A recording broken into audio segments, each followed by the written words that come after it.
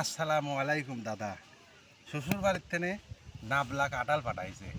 এটা আমার শ্বশুর বাড়ির উপহার, বুঝতে পারছেন দাদা। কাঁঠালটা খাইবের সেরকম মন চাচ্ছে, নিজেকে আর কন্ট্রোল করতে পারলাম না। কাঁঠাল খাওয়ার প্রস্তুতি নিচ্ছি।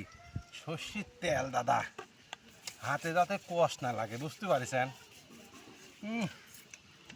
রীতিমতো তেল মাখালি, একটু মাতাইলি,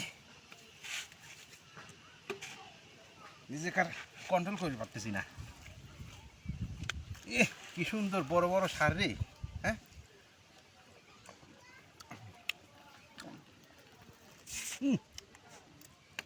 সেই স্বাদ,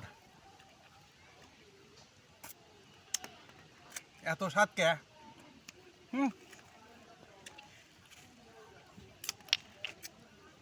শ্বশুর বাড়িতে পাঠানি কাঁঠাল এত স্বাদ।